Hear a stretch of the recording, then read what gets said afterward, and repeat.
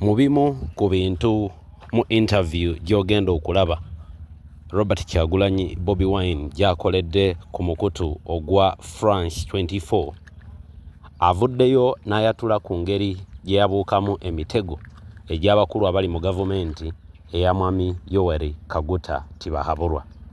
Mu bintu bye tutagenda kutunuulira kyamuli byennyini ebyaliwo mu 1980 mpaka 86 bye bimu era nate bye bibaddewo mu 2025 2026 n'emyaka egigenda okuddako awo, kubanga kyennyini ekyakoleddwa ku Robert Kyagulanyi Bobi Wine kye kimu kye kyakolebwa ne ku Mwami Yoweri Kaguta Tibahaburwa mu mwaka ogwa 1981 mpaka 86. Njagala mujjukire nti omukululo kumpi agoberera gwe gumu. Oli mu 1981 mpaka 86 yafuluma eggwanga n'ayolekera mu kibuga Stockholm ekya Sweden, era ng'eno gye yafunira obubudamu era ne famire ye gye yaddukira, maama Janat Kataha mukyala we ogatta ne mutabani we n'abaana abalala gye baddukira eyo okufuna ate obubudamu oluvannyuma lw'embeera eyali mu ggwanga nga Mwami Tibahaburwa bwe yali ayiggibwa by then, ne kati ne ku mulundi guno Kyagulanyi ng'ayiggibwa naye bw'atyo ye yaddukidde mu ggwanga erya Amerika. Omukululo gwe gumu Generali Tibahaburwa mwe yayita, gwe gumu Bobi Wine mwatambulira olunaku lwa leero. Obubonero nno obumu kubulaga nti bwe katagirya mu bbanga eritali lya wala Mwami Tibahaburwa naye yandifundikiranga gavumenti ye eyitidde awo maneane emye. Bannayuganda bwe batapondoka bwe batapowa. Enjawulo eriwo eri nti ebyakolebwa mu gy'ekinaana byawukanyeko ku bikoleddwa mu 2026. Mwami Tibahaburwa eri yali ayiggibwa eno ng'ate bwakuma olutalo ng'emmundu etokota. Ye Bobi Wine tactic empya gye yatambudde nayo ya butenyigira mu bintu bikwatagana na mmundu oba kiyite ammunition, era nga ye enjiri gy'atunda ye y'okukyusa eggwanga mu mirembe nga mpaawo bantu baluguliddemu bulamu. Newankubadde ng'era bangi abaakattibwa, bangi abali mu makomera, ye Bobi Wine enjiri gy'atunda egamba nti eggwanga lirina okukyuka nga tewali bantu bafudde. Kyova olaba akubya Mwami Yoweri Kaguta Tibahaburwa amateeka buli kadde, buli lunaku olukya, ate nga gwe muguwa Generali Tibahaburwa gwatagenda kwanguwa kweyambulula. Yennyini line gye yakwata enjawulo eryemu nti ono tayagadde emmundu, oli yayita mu line ya mmundu. Ate n'engeri Bobi Wine gy'ayitiddemu newankubadde nga etera okutwala akabanga akawerako, naye ate tetwala akabanga kanene nnyo nga kali ak'emmundu, kubanga olutalo tomanya ddi lwe lunaggwa. Omulabe bw'oba ottunka naye nga olwanagana naye n'emmundu kikalubamu okumanya ebbanga embeera weenaggwera. Naye Kyagulanyi ekkubo lyakwata mu myaka egitali mingi okuva kati ne guno gwandifundikira nga teguweddeeko nga olutabaalo luno ate aluwangudde. Ngenda kukuleetera interview eyo Bobi Wine gye yakoledde ku mukutu gwe kugambye gwa France 24 nga nnyonnyola engeri gye yabuukamu obutego bwa Mwami Tibahaburwa. Emu ku bintu ebinkutta omugamba kwe kubeera nti yayambibwa abamu ku bali mu bitongole ebyokwerinda. Nakyogerako wano mulundi ogutali gumu nti si buli muntu gw'olaba nga ayambadde uniform ey'amagye oba uniform y'ekitongole kyonna eky'ebyokwerinda nti awagira enteekateeka n'ebikolwa ebya Mwami Yoweri Kaguta Tibahaburwa. Era nenkibagamba nti si buli mukungu yenna gw'olaba mu uniform ey'ekitongole ky'ebyokwerinda nti yeenyigira mu bikolwa eby'okutulugunya n'okubonyaabonya abantu. Kyova olaba nga ye Bobi Wine enjiri gye yali atunda yagamba abakulu bonna gy'addukidde nti buli muntu yenna kinnoomu eyeenyigidde mu bikolobero against humanity awe accountability. Kinnoomu accountability tebalirwa nga group, buli omu awe accountability ku lulwe, annyonnyole ku lulwe, era abo abeenyigidde mu bikolobero babitebye ku lwabwe, bakangavvulwe ku lwabwe, buli omu according to the weight ey'ekikolobero kyenyigiddemu. Era kyova olaba akuutira nnyo amawanga g'abakyeruppe gano nti mubinike envumbo abakungu abo, buli omu mubinike envumbo according to what they've done to the public. Buli omu mumuteekeko envumbo okusinziira ku ekyo ekikoleddwa ku bantu nga kiyita mu mikono gye.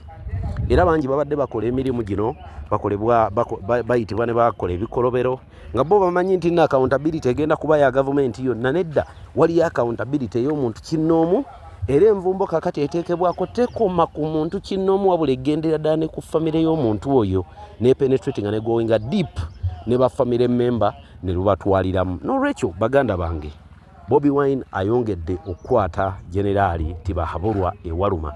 Byebiremu ku bintu ebyali bikaka abaami n'abakyala bano abali mu uniform okufeffetta n'okuyigga wa Robert Kyagulanyi gyali. Kuba bamanya nti bw'akwata ekkubo n'afuluma n'agenda ebweru w'eggwanga bigenda kubeera birala. Bamanya nti Kyagulanyi kaafuna way out bigenda kuboonoonekera kakati ge bakaaba ge bakumba. Kubanga bw'abanga alabikidde mu buli interview yonna gy'alabikiramu nga yanika ebikolobero oba ebikolwa eby'abakulu mu gavumenti ya Mwami Tibahabulwa, yagalagana nga n'abamu ku bakungu abaaliwo nga ba election observer mu ggwanga Uganda bakompilinga report nga report eraga ebyo byennyini Bobi Wine byayogerako muganda wange tebigenda kubeera birungi eri abakulu abali mu gavumenti eno. Era njagala okubagumya mwe baana ba maama abadde beeraliikiridde abatidde nti binaggwa bitya ebintu nga bitambula mpola. Munnange abantu abaguma emirundi emingi batera okuwangula. Tulaba gye tulaga, tulengerayo bulungi era tunaatera n'okukwata ku lyengedde. N'olwekyo mukadde kano omulimu gwaffe gwe guliwa buli njiri yonna ejja ng'egatta ettofaali ku lutabaalo luno, mulimu gwaffe okugyongerayo etuuke buli wamu ku buli muntu yenna bamanye nti Uganda eri mu mbeera ey'obuyinike, bamanye nti Uganda eri mu mbeera ey'obuddu era yeetaaga okulwanirirwa. Abantu abo be mulaba bakyeruppe baakaabiramu be bavujjirira buli kye mulaba wano Uganda. Mwami Tibahabulwa yali badde talina mmundu taba kubanga alina omukono gwabo bakyeruppe. Kati njagala okubemu akafaananyi lwaki emisolo giri nnyo mu buli ango yonna, kubanga abo bennyini abadde bamuvujjirira bamuggyeko omukono. Mu kubeera nti bamuggyeko omukono alina okwekuumirawo nga gavumenti ye erwaninga. Mukuumira gavumenti ng'erwaninga alina okunyigiriza gwe munnayuganda naawe akadde katuuke weekyawe ogambe ye lwaki ono antulugunya, ye lwaki ono ambonyaabonya lwaki abadde yeekukumye ng'otudde comfortable ojja kuva mu kamooli ogambe bino ebintu Kyagulanyi yabyogerako era kakati bituukiridde. N'olwekyo lwaki international community gituwadde nnyo attention? Kubanga international community editamininga kinene nnyo mu buli kintu kyonna ekikolebwa wano ku ground. International community yewava buli kintu kyonna kyewali badde ogamba nti kino njagala kikolebwe ne kino kikolebwe kabubeere buyambi obuvujjirira gavumenti wano ku butaka bufubutuka direct eyo mawanga agoba oli awo getutunuulira ekyamuli. N'olwekyo ekintu ky'okubeera nti gye tulina okuddukira okwekubira omulanga bwe bakatinga aid ebadde ejja wano mu gavumenti kaba kabonero kanene nnyo akalaga nti abakulu bano tebalina lugendo. You can imagine within a period of a fortnight, wiki bbiri bubiri, actually ne wiki tennawera bukyanga Bobi Wine afuluma n'agenda mu Washington, batandikiddewo abakulu mu gavumenti opapala okutetenkanya okunoonya engeri gye bagenda okiyitamu. Kamala batwala mu interview eno katono nnyo tumale okuwulira emu ku byaliwo. Wetukoledde interview eno, Bobi Wine yakoledde interview eno ng'amagye gavudde mu makaage. Amagye okwamuka amakaage galina obukodyo bungi nnyo oba obubadi bungi nnyo. Tukitwala nti eno budikoyi bandibanga baagala Bobi Wine akomewo mu makaage aleme bakunamya ebweru. Bandibanga baagala okulaga nti Bobi Wine tebamuyigga akomewo mu ggwanga bafune oluwenda we bamukwatira. But all in all njagala tubigenderere tukimanye nti nno buli tekiniki yonna Mwami Tibahabulwa gy'aleeta ate ye Kyagulanyi abeera a mile ahead of him.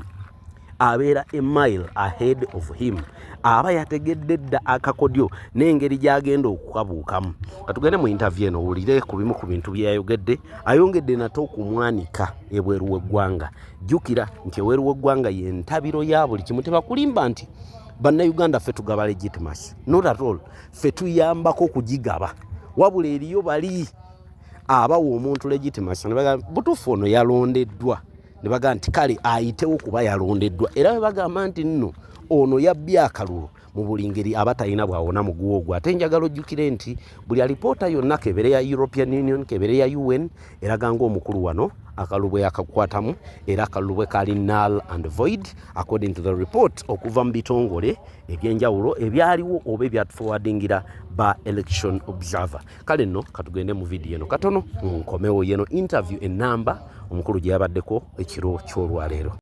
Hello and welcome to Tete à Tete here on France 24. Our guest this week is Robert Kyagulanyi. He's better known as Bobi Wine, a star singer turned politician from Uganda. After spending nearly 2 months in hiding after a contested presidential election, which he describes as tainted, in order to allow the re-election of Yoweri Museveni for a 7th term, Bobi Wine has resurfaced a few days ago in Washington, where he joins us from. Thank you very much for being with us. Thank you for having me, Mark, and good morning or good afternoon or good evening. On July 15th, this presidential election took place. After that, you vanished. Can you tell us exactly what happened since? Well, to be exact, I escaped from my home on the 16th of January, just one day after the election, following a raid on my house. I had earlier got information that there was a plan to harm me, and indeed when the military raided my house on the orders of General Muhoozi Kainerugaba, the son of Museveni and the head of our military, I made my way out of my house, and I was in hiding for almost 2 months, following not private but public orders for my execution. Eventually, I was able to escape my country and resurfaced in Washington. But in between, my home was raided again and run over. My wife was assaulted and my family members. My wife ended up in hospital, and the military has been occupying my home since then. But you were able to escape from them for weeks, even nearly 2 months. This shows that maybe you were helped by some official, and maybe some in the regime are not totally in agreement with the order to go after you. Sure. Most importantly, the people of Uganda shielded me everywhere I go. The common people risked their lives and families to house me, to feed me, and to clothe me, and to accommodate me. But most importantly, I had assistance from security people that I will not mention from within the regime, who are not in agreement with the way our country is being run. Most importantly, the way our military is being run by the son of the current president. So I was assisted, and I was able to escape the country through one of the big countries that I will not mention. You've been arrested before. I mean, you've been in trouble, if I may use the expression, with the regime before. Why did you feel that this time you needed to flee? I mean, do you think they were after you, not only to capture you, but also possibly to kill you? Yes, I've been arrested before, I've been tortured before, but this time it was explicit. In the past, the people that were in charge of the military, yes, they were brutal, as arrogant and as murderous as General Museveni's son. This time, the person who is in charge is known for brutality. He tortures people for fun and kills people for fun. He himself confessed to killing 24 of my friends, and he said publicly that he was looking for me to make sure I am the 25th dead body. He has threatened to kill before, and he has done it. He has threatened to capture our people, and he has done it. He threatened to raid my house, and he did it. Beat up my wife, and she ended up in hospital. So when he threatened to kill me, I knew that my death was imminent. And indeed, there were very many roadblocks mounted all over the country looking for me. There were many raids on the officials of my party, the members of parliament, and even my personal assistant. His house was raided, and his wife was abducted. Up to now, the wife of Sheriff Naja, my personal assistant, is missing. She was picked up from the military, from the house by the military, and this was on camera. And up to now, she has not been seen again. General Muhoozi Kainerugaba, who you've mentioned repeatedly on social media, he accused you actually of fleeing to the United States already back in January, and that you're actually spending your time having a good time in the United States. What is your response to those allegations? Well, I hope that the words of Muhoozi Kainerugaba, who is the head of our military, show the image of what our military is like. First of all, I'm confident to communicate that the military is not as professional as it's supposed to be. He said that I was 1 minute on January 30th. He said I was in America, but then he was looking for me. He raided my house later, and he has been raiding people. The things that he does and the things that he says, that is supposed to communicate to the world what our military is like in Uganda. He's also accused the United States of helping you get out of Uganda. Is that true? Did the U.S. help you get out? And does this explain why you are now in Washington? I will not name the people that helped me get out of Uganda. But the most important thing is that I am out of Uganda. But the same person has accused many countries. He has threatened to capture Kenya. He has he has threatened to capture Sudan, and he has actually come out to proudly boast for murdering people in South Sudan. So this is a person that will attack anybody at leisure. Do you feel still under threat, even far away from Uganda? I mean, do you think there are threats on your life, or because you're across the Atlantic, you are protected? I am still under threat. I am aware that I'm being followed. And, in Uganda, history shows that many dissidents have left the country and have been followed and hurt, harmed, even killed from very far away from home. I am still under threat. However, at least I know that I can communicate in the tentative. I can be able to speak to the world. Right. What are you waiting for? There is also talk that U.S. Ambassador to Uganda, William Popp, is brokering an agreement with President Museveni that would allow your safe return and your party, the National Unity Platform, to be recognized as a legitimate political party. Are there such talks underway to help you get back and help your party re-become a normal political party? First and foremost, we don't need any negotiation for our political party to be recognized. The law is not to be negotiated. The law is the law, and according to the law in Uganda and internationally, we are a legitimate political party.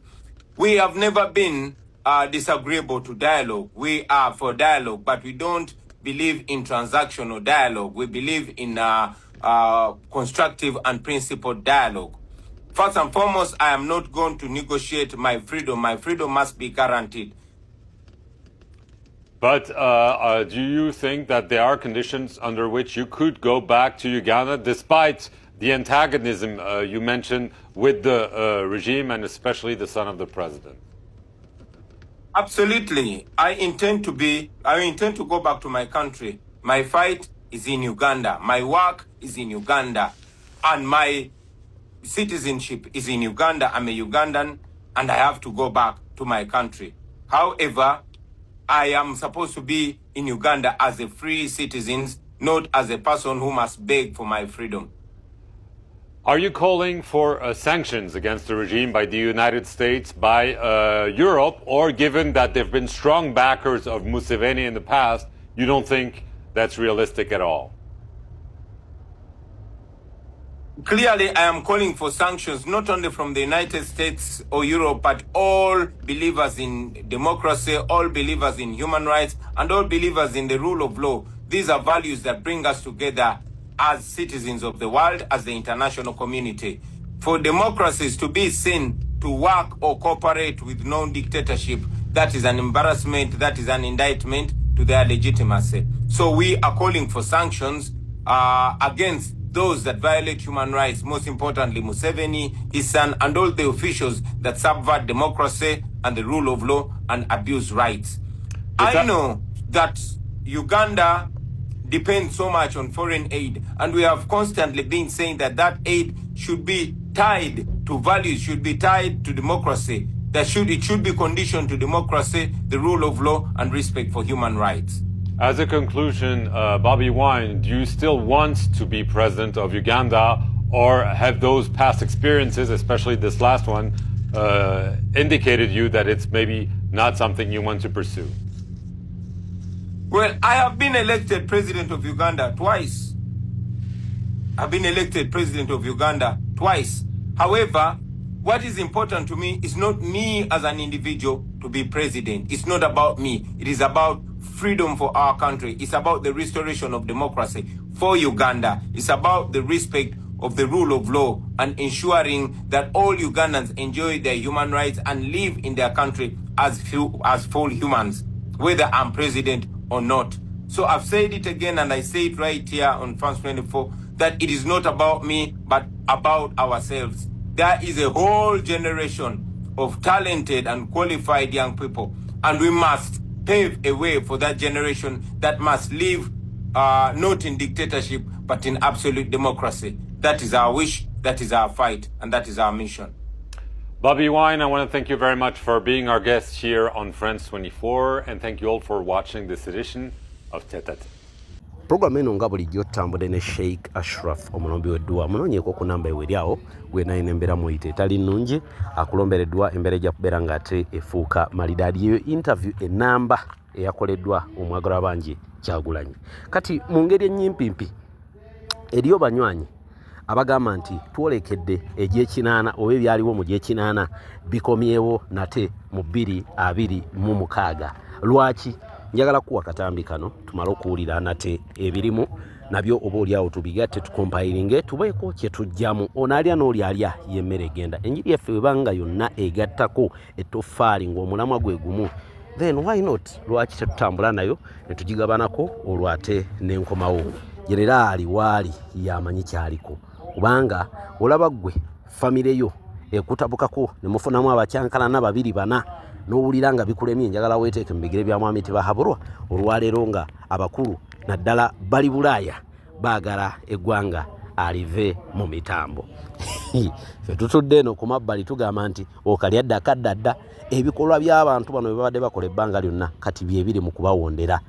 Abannayuganda baba omukwano mungi bo ne bawa bannayuganda obukyayi obuyitirivu. Sheikh Ashraf omulombi w'edduwa tutambudde ne mu program eno munoonyeeko ku namba eweriawo kukono gwe naayina embeera muyite etali nnungi akulombereddwa embeera ejja kubeera ng'ate efuuka malidaadi. Tutambudde ne bannaffe aba Blessed Hope Bridals banoonyeeko gwe naayina omukolo oyina introduction wedding, oyina pata kika ki, bakolera birthday cake, bakolera wedding cake, bayina wedding gown, bakolera buli mukolo gwonna ate n'omugole ne bamuwunda oba kiyite makeup n'abeera ng'ate akunyumira ebitagambika.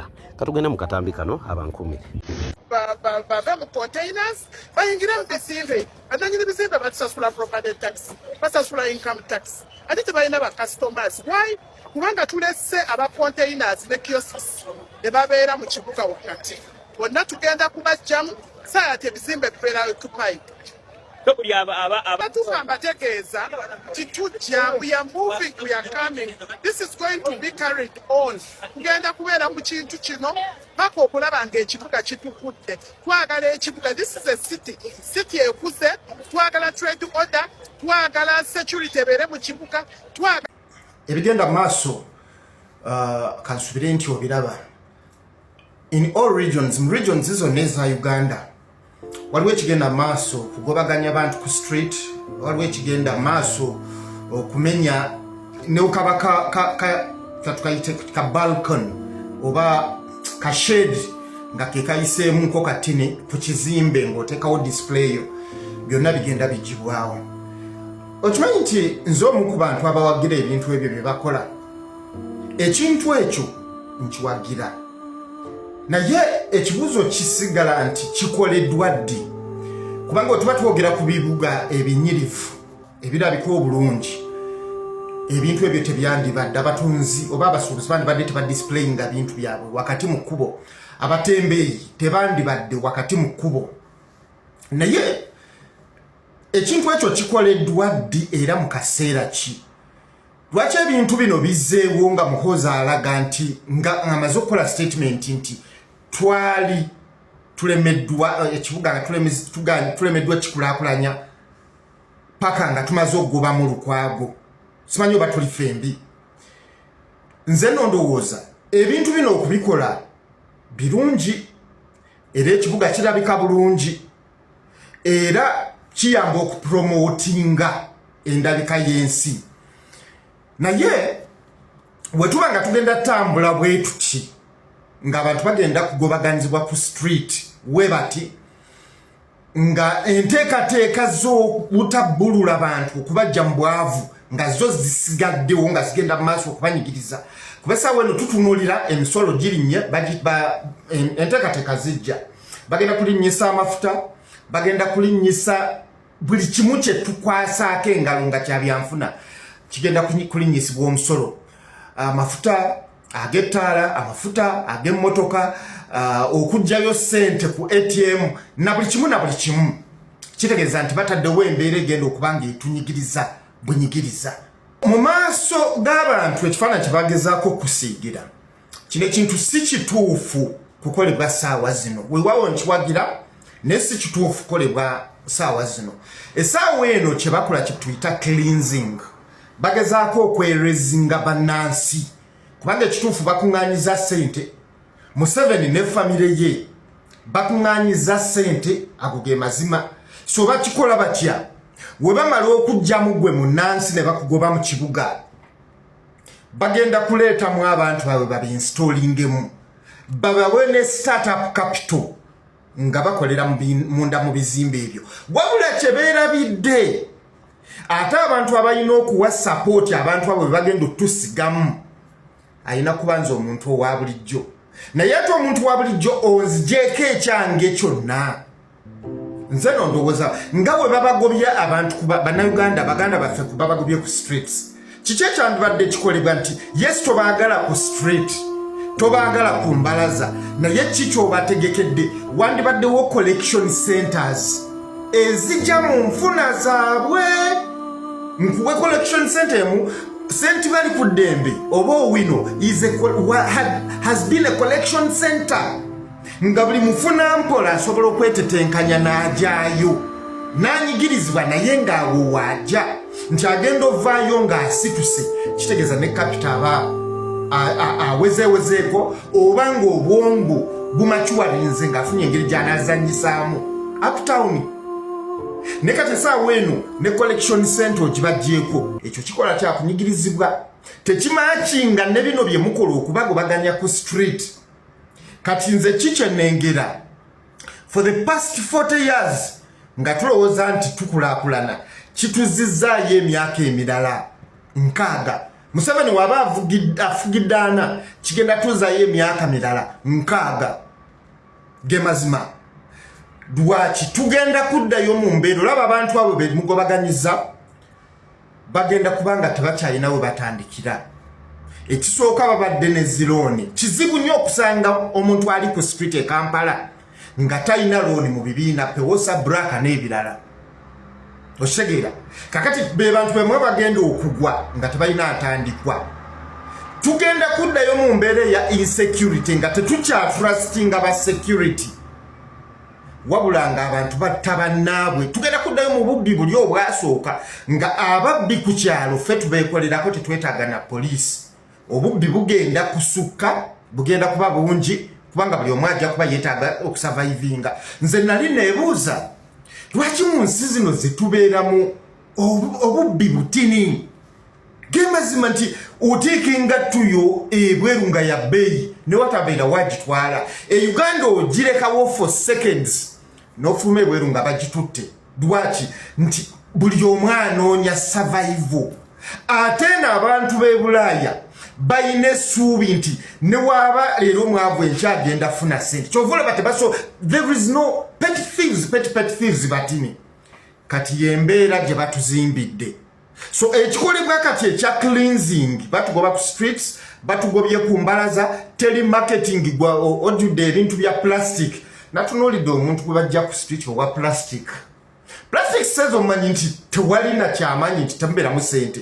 kati olwokuba bambi munda biba tebirabika babisebweru ne biyagagala nenga capitaliza kubawa mitwalo nga 3.5 bamugobaganize bweru taina wabitundira nkukakasa nabo ba operatives ba KCCA abenforcinga amateeka ago gwe banamala okugabaganya abatembe tebajja kusobola kuyingira mu maduuka ago kugulayo bintu era bajja kunoonya abo bamufuna mpola be bagobaganyiza kati mugenda banoonyeza wanga ne collection center sente bali ku ddembe mugijeewo so wetugenda wano wakalubamuko ebintu bya mukola kubeezaawo dictator n'abantu be nete tulina we tugenda kifundamu in a nutshell oba okukizingazingako awamu government teteredde ne streets teziteredde kubanga abantu be mugenda oteeka mu bizimbe ebyo bajja kwetaaga munansi obawagira munansi gwe mwetaaga abawagire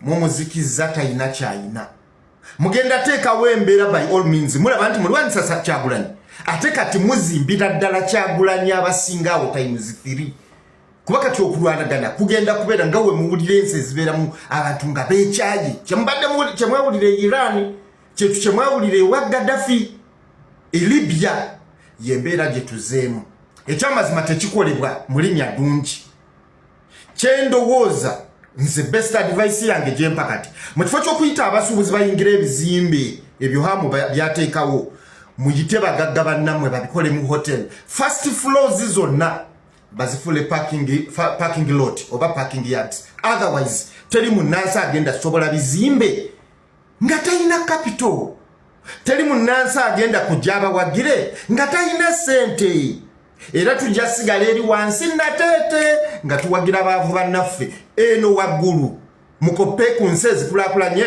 muzifule hotels muzifule office kitegeeza first floor second floor hamu mwerabira okubeerako ne bakasitoma tugende waggulu ku third floor fifth floor awabeera zi offices naye we ziba za business muteeke bonded warehouses muzijeewo ennakawa muzijeewo mukole eno first floor ebeere nga ye holding bonded warehouses nga gye mutundire emmotoka otherwise ekibuga abantu kigenda balema bannansi Kampala agenda balema eno cleansing nzirabye mu region zonna Mbarara kyabaddeyo Iganga kibaddeyo Hoima gyebiri kitegeeza nti mukoye abantu okubanyiriza kati bagala ku installingamu abaabwe babeere mu major trading centers babatumbule naye atenze kyenda beera tekijja kula kubanga ffe bannansi be munyigiriza ffe tulina okusupportinga business zaabwe kansubire nti mulina temufunyeemu